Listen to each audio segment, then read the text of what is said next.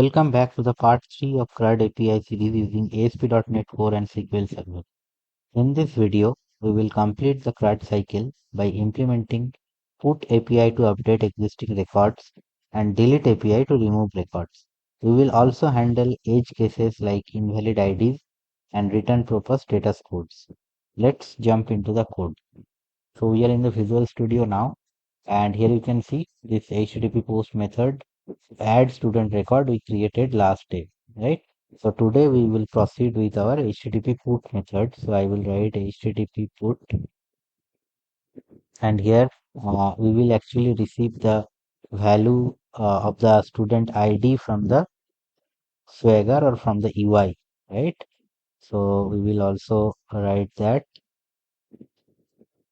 Yeah, this is now we have to write the method name, right? So what is the method? How we can write public async, and we can use the interface of iAction result, and we can name as update student, and in the parameter we have to take two parameter. One is the ID, so I will write int ID and comma the student object, right, which actually needs to be updated.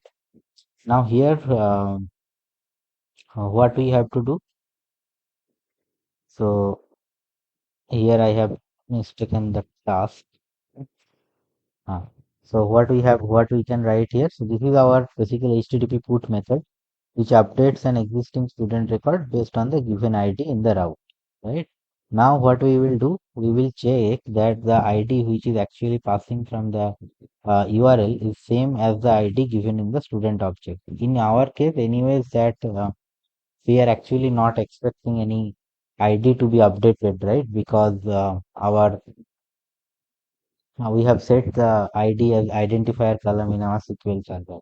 So it is also not expected that user will update the ID and all, right? They will only pass the ID to us. We will do the validation and will update based on that particular ID. But still we will just check that ID is not equal to student dot this ID. If it is not equal to this, sorry, come here. So if this ID is not equal to this ID, then what we will do? We will return a bad request, right? And instead of model state, we can put a method like invalid, or maybe we can say student ID mismatch. Okay, this we can write. But if ID and everything is fine, then what we will do? Then we can go to our next step. So in the next step, if the student ID exists in the database, we will not basically first of all we will grab the existing student ID. Let me just code it. So we can take like where existing student equals to, we will try to fetch the particular student record. Okay, so we will pass the ID here so that we will get the ID. Now we have to check whether this particular student record is null or not, right?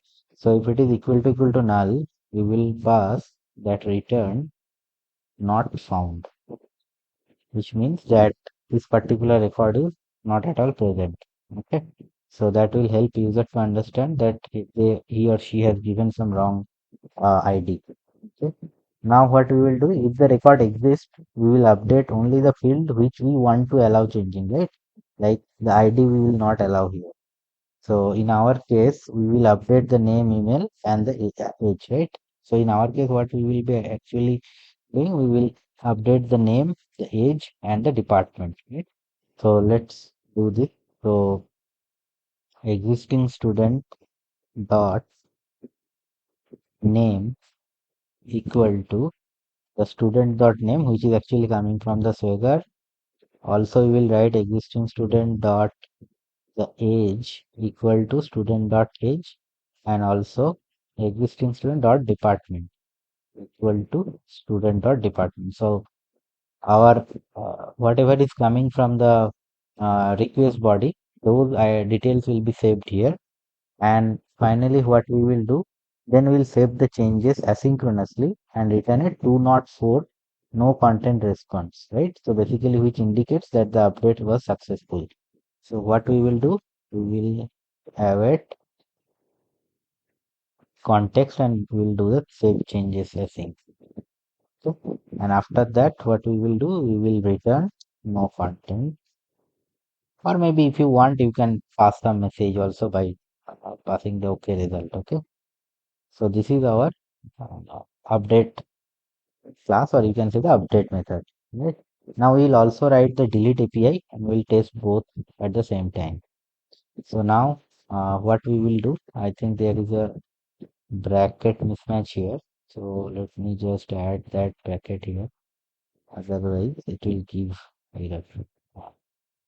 So now what the next method will be HTTP delete. We'll create the delete API which removes a student's record based on the given ID. So HTTP delete. Here also we have to uh, take the ID from the URL. So ID. Okay. And now we will write the actual method. So public async task of I action result we can take, which will include for all type of action result like no content, not found, everything, and we will name it as delete student, and in the body or in the URL we will just pass the int ID. Okay, so now here first what we will do, we will search for the student using find async in the database. If not found, first of all we have to return 404 not found, right? So let's say var student equal to await find async by ID. We will search it. First of all, we will search for the with the ID. If that particular ID have the entry, then fine. Otherwise, what we will do, let's say if the student equal to null, we will return not found. Okay. It will tell user that this particular ID does not exist in our database. Now, if everything is fine, then we have to remove the record, right?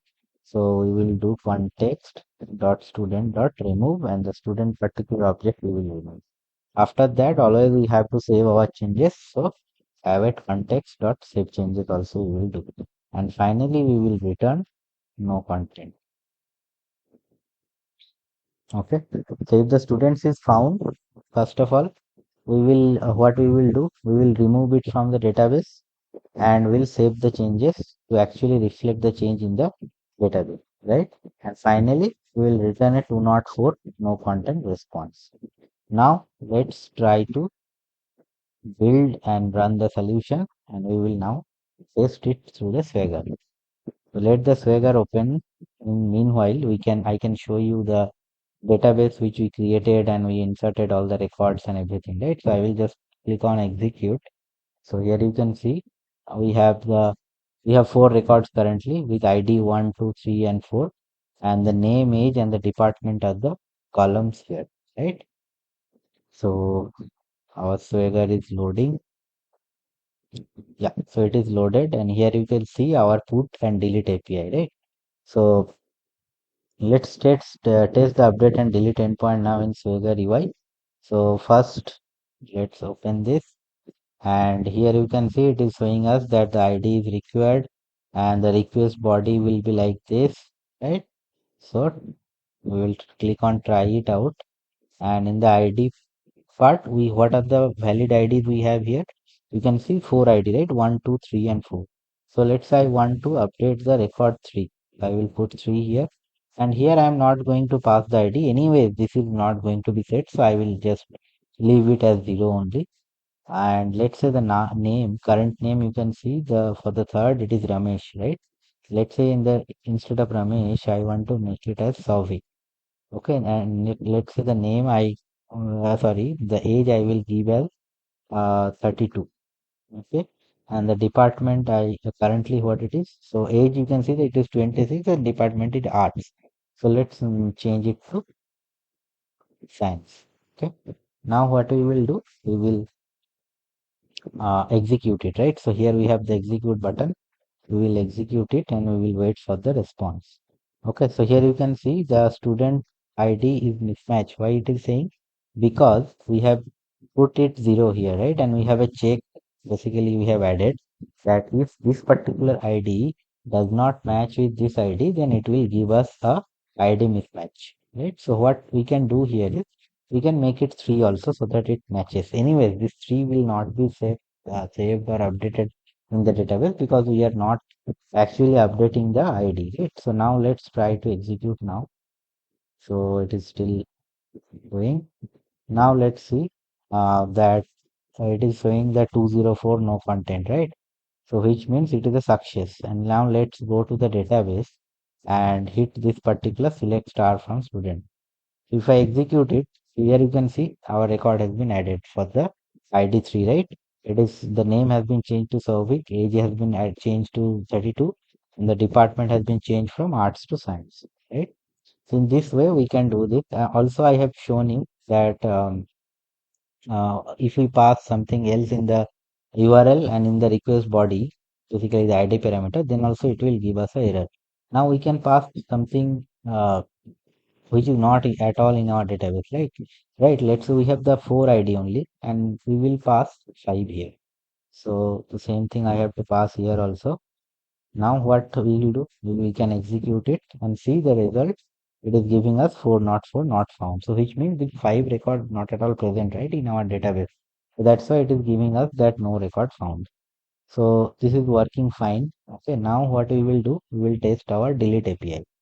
So let's open the delete API, click on try it out, and here we just have to pass the ID. So let's say I want to delete our last record. Okay, so last record means the ID where it is 4. So I will put 4 here, okay, and I will execute it. So you can see it's a 204 no content. That means our update has been happened properly. Let's test it in the database side. So I will execute it. You can see we have only 3 records now, 1, 2, and 3. Now again, if I pass 4, right, because 4 is not at all present there. So if I pass again 4, it will give us the error, the 4 not 4 not found error, because the fourth record is not at all present in the in our database, right? So I think it is clear to you. Uh, so that's it for part 3. We now have a fully working CRUD API with all 4 operations, right? Create, read, update, and delete, and also read by ID or get by ID. In the next part, we will focus on writing cleaner code using DTOs and AutoMapper to avoid direct entity usage in the controller. Thank you for visiting our channel.